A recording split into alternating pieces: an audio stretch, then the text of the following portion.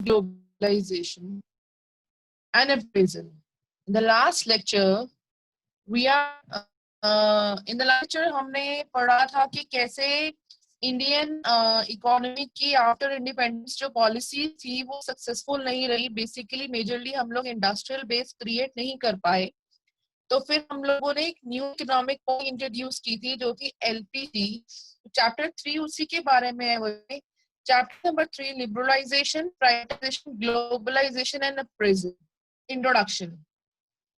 बच्चे हमने पढ़ा है अभी तक 1950 टू 1990 में. हमने मेजर पढ़ा कि हमारी कंट्री एग्रीकल्चरल डोमिनेंट इकोनॉमी थी. उसके बाद हमारी कंट्री में इंडस्ट्रियल बेस ज्यादा अच्छा नहीं शुरू हुआ. मेजरली आयरन स्टील इंडस्ट्री काम किया गया और इंडस्ट्रीज पे काम नहीं किया गया. कैपिटल गुड्स इंडस्ट्रीज बनी. ठीक है.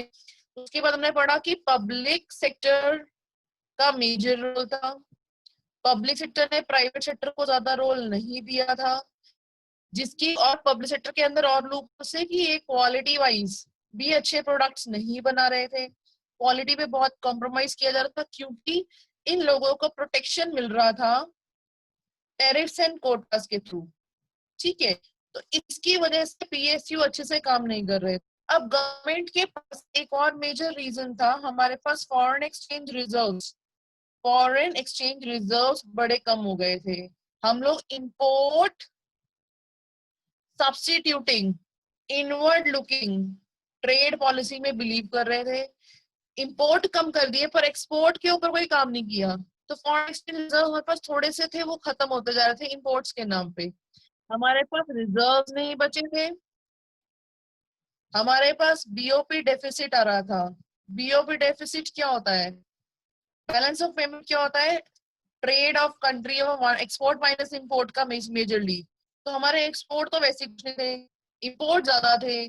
तो नेगेटिव बीओपी आ रहा था. फॉरेन एक्सचेंज रिजर्व्स बड़े कम थे. पीएसयू क्वालिटी के प्रोडक्ट्स नहीं बना रहे थे, उन्हें प्रोटेक्शन मिल रहा था. और उनका मेजर रोल था. प्राइवेट सेक्टर को कुछ था नहीं. इंडस्ट्रियल बेस अच्छा नहीं था. एग्रीकल्चरल डोमिनेंट सोसाइटी थी, वो भी बहुत अच्छे से ग्रो नहीं कर रहा था. ऑल्दो ग्रीन रेवोल्यूशन आ गया था, बट इतनी हाईली पॉपुलेटेड कंट्री से एग्रीकल्चर के बेस पे नहीं रह सकती थी. इस वजह से मेजरली हमारी कंट्री को, जब हमारे पास पैसे कम बचे ना, तो हमारी कंट्री ने लोन मांगा था वर्ल्ड बैंक से. वर्ल्ड बैंक से जब लोन मांगा तो वर्ल्ड बैंक ने कहा कि लोन तो ले लो पर अपनी कंट्री में न्यू इकोनॉमिक पॉलिसी को इंट्रोड्यूस करो. तो उस टाइम पे डॉक्टर मनमोहन सिंह हमारे फाइनेंस मिनिस्टर थे. उन्होंने इकोनॉमिक पॉलिसी को इंट्रोड्यूस किया 1991 में. इस चैप्टर में हम इंट्रोडक्शन में यही पार्ट पढ़ेंगे बेटा. ठीक है. Introduction. Since independence, India followed the mixed economic system.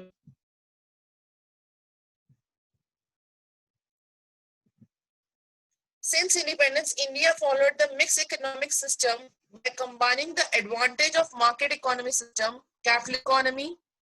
बच्चे एक सेकेंड होल्ड करो. कैसी इकोनॉमी थी? मिक्स्ड इकोनॉमी थी ना. हमारी कंट्री ने कैसी इकोनॉमी अडॉप्ट की थी? मिक्स्ड इकोनॉमी, जिसमें कैपिटलिस्ट का काम भी था गवर्नमेंट का. तो हमारी इकोनॉमी कैसी इकोनॉमी अडॉप्ट की बच्चे? Economy. Since independence India follow mixed economy adopt की. मिक्स्ड इकोनॉमी क्या थी बच्चे?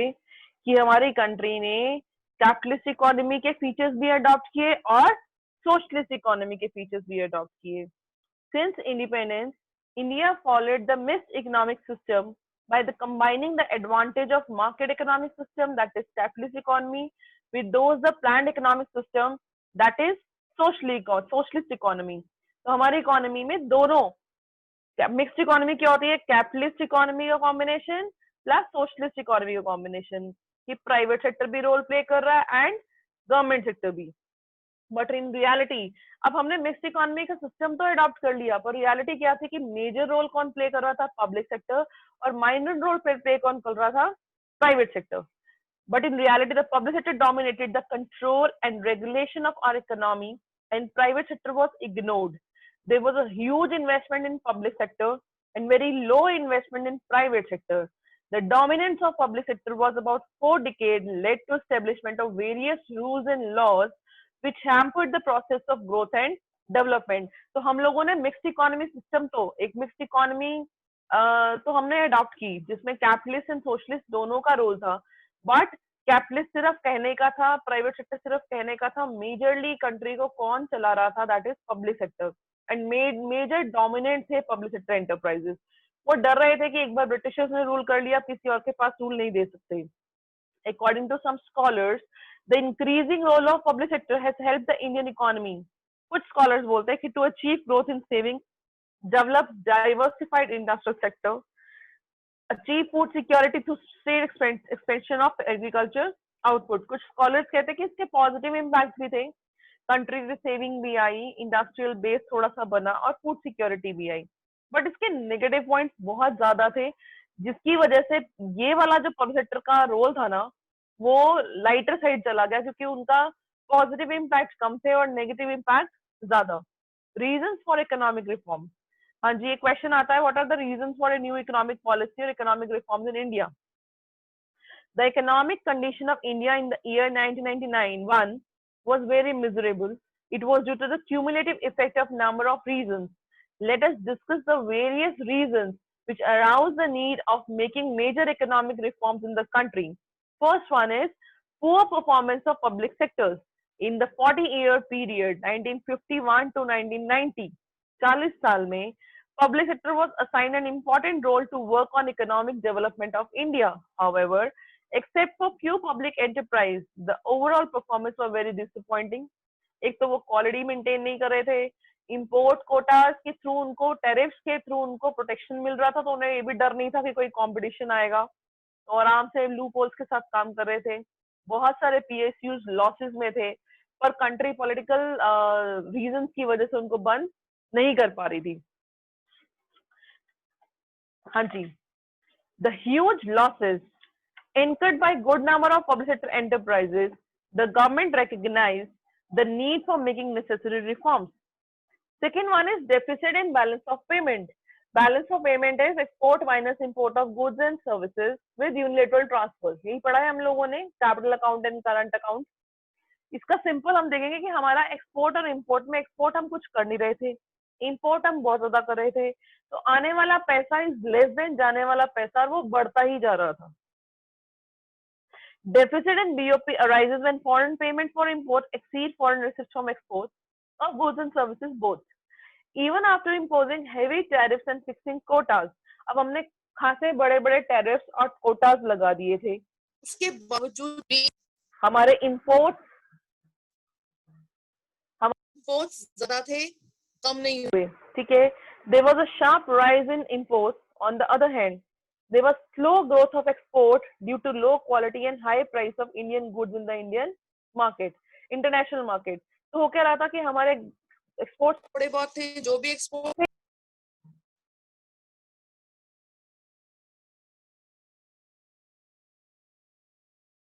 क्वालिटी अच्छी नहीं थी.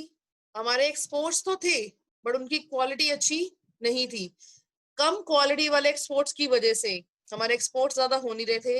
इंपोर्ट्स पे टैरिफ लगने के बावजूद इंडियंस इंपोर्ट कर रहे थे. तो होगा क्या? अगर हमारे एक्सपोर्ट्स कम है, इंपोर्ट्स ज्यादा हो रहे हैं, तो हमारे पास क्या आएगा? BOP deficit. तो हम बीओपी डेफिसिट फेस कर रहे थे, तो हमारे पास फॉरेन एक्सचेंज आ ही नहीं रहा था. Deficit in BOP arise when foreign payment for import exceed foreign receipts from export. Even after imposing heavy tariffs and fixing quotas, there was a sharp rise in imports. On the other hand, there was a slow growth of export due to low quality and high price of Indian goods in international market. हमारे high prices क्यों थे बेटा?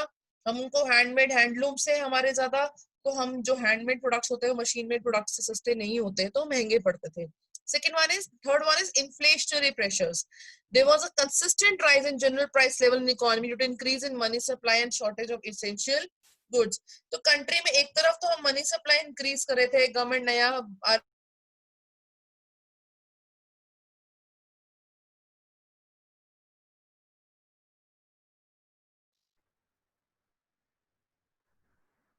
Side से कोई issue है, शायद network problem है, आपकी नेटवर्क बैंडविड्थ लो दिखा रहा है। मेरे यहाँ पे पूरा कंप्लीट दिखा रहा है, बिल्कुल उसी रूम में बैठी हूँ मैं जहाँ वाईफाई लगा है, पता नहीं क्या इशू है ये। हाँ जी, इन्फ्लेशनरी प्रेशर बेटा, कंट्री में मनी सप्लाई इंक्रीज हुआ था क्योंकि कंट्री में आरबीआई ने पॉलिसीज बनाई थी। सब पैसा है लोगों पास, पैसे के लिए खर्चने के लिए गुड्स होने चाहिए और गुड्स की सप्लाई थी नहीं।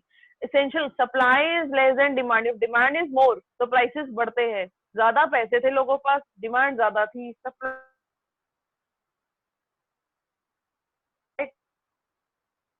कम, तो क्या हो रहा था, inflationary.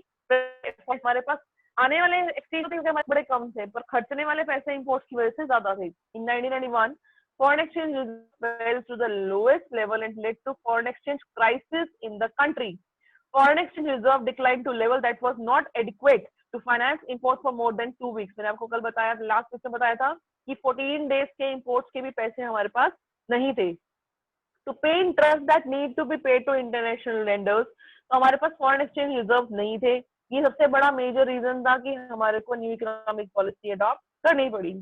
Huge burden of debt, the expenditure of the government was much higher than revenue. As a result, government had borrowed money from banks, public and international financial institutions. Insufficient efficient management. Last one is कि crisis was traced from the inefficient management, not able to generate sufficient revenue from internal sources such as taxation, running public enterprises. Government exceeds revenue to a large margin that it becomes unsustainable. At times of foreign exchange borrowed from other countries, international financial institution was spent on meeting on consumption needs. अब हम लोगों ने क्या क्या किया, क्या क्या reason है बेसिकली। फर्स्ट रीजन ने पढ़ा है पीएसक्यू की अच्छी परफॉर्मेंस थी, बीओपी डेफिसिट था, फॉरेन एक्सचेंज बहुत कम था, इन्फ्लेशनरी प्रेशर से, huge burden of debt and inefficient management. Crisis of 1991 force Indian to financial help from IMF and World Bank. ये पैराग्राफ इंपॉर्टेंट है बेटा। To manage the economic crisis of 1991, Indian government approached the International Bank for Reconstruction and Development (IBD) की full form पूछ सकते हैं बच्चे। International Bank for Reconstruction and Development, popularly known as World Monetary Fund, and received $7 billion on as loan. तो आपको पता हो कि वर्ल्ड बैंक का दूसरा नाम क्या है, IBD. What is the full form? IBD, International Bank and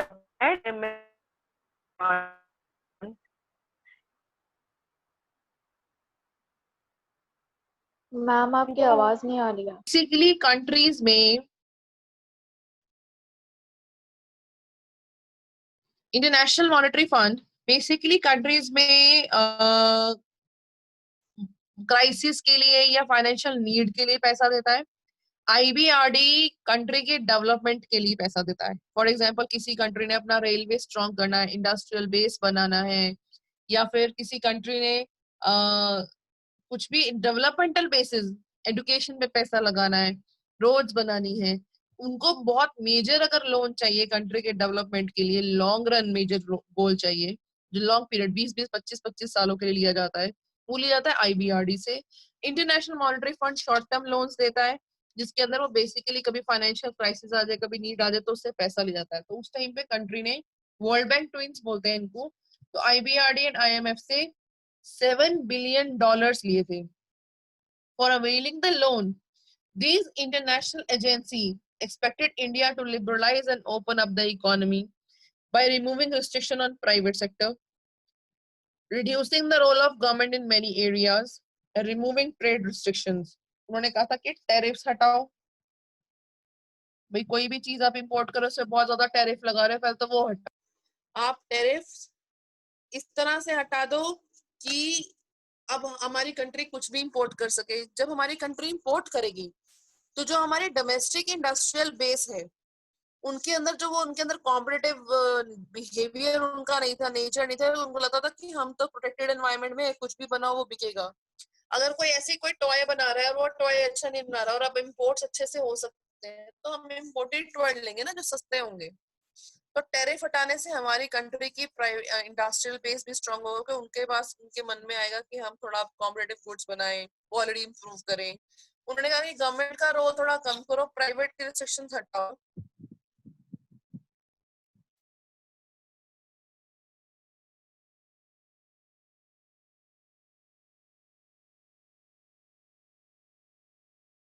To the condition of World Bank and IMF and announce new economic policy. The new economic policy. अब पढ़ेंगे बच्चे न्यू इकोनॉमिक पॉलिसी। तो आपको पता हो वर्ल्ड बैंक और IBRD का full form क्या है, और वर्ल्ड बैंक और आईबीआरडी आए थे बेटा 1944-45 में, ये भी पूछ लेते हैं ये लोग, ठीक है। The new economic policy, the new economic policy was announced in July 1991। Month पूछते हैं बच्चे, आपको पता हो जून है या जुलाई। It consisted of wide range of economic reforms. The main aim of the policy was to create a more competitive environment in the economy and remove barriers to the entry and growth of firms. Majorly role क्या था कि हमारी country में competitive environment create किया जाए और barriers को remove किया जाए। The new economic policy can be broadly classified into two kinds of measures. First, stabilizing measures and structural reform measures.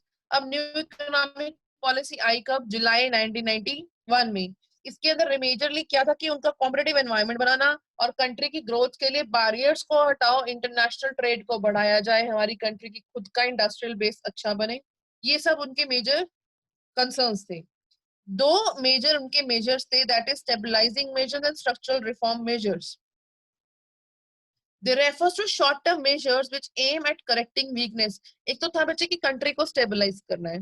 जो हमारी कंट्री के बीओपी बैलेंस जो था वो बड़ा डेफिसिट था, क्योंकि हमारे एक्सपोर्ट्स कुछ नहीं, इंपोर्ट्स थे, उनको करना, ठीक है। कंट्री के अंदर जब अच्छे इंपोर्ट्स आएंगे तो हमारी कंट्री की एफिशिएंसी बढ़ेगी, क्योंकि हम लोग भी तो अच्छा काम करना शुरू कर देंगे। हमारी कंट्री में इंटरनेशनल कॉम्पिटिटिवनेस आएगी, हमारी कंट्री के लोग अच्छे से काम करेंगे, और कंट्री का फॉरेन एक्सचेंज रिजर्व कम थे, बीओपी कम था, वो भी ठीक होगा। तो स्टेबलाइज करना मेजर को, जिसके अंदर वो स्टेबलाइज कर रहे हैं बीओपी और फॉरेन एक्सचेंज को। स्ट्रक्चरल रिफॉर्म यानी हमारी कंट्री की इंडस्ट्रियल बेस को स्ट्रॉन्ग करना। तो उनके दो मेजर रोल थे, एक तो कंट्री में इंडस्ट्रियल बेस अच्छे से बनाना, सर्विस सेक्टर को डेवलप करना, कंट्री की एफिशिएंसी और कॉम्पिटिटिवनेस को इंक्रीज करना।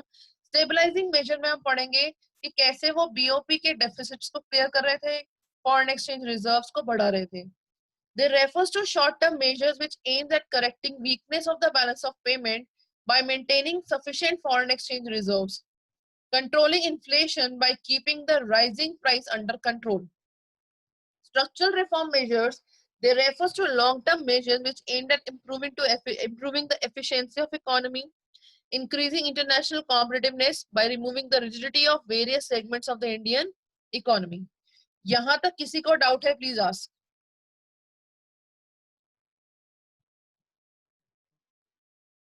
Policy of new economic policy, आप लोगों ने main policy of new economic policy आप लोगों ने अब पढ़ा होगा, बीएससी में शायद सर ने पढ़ाया होगा।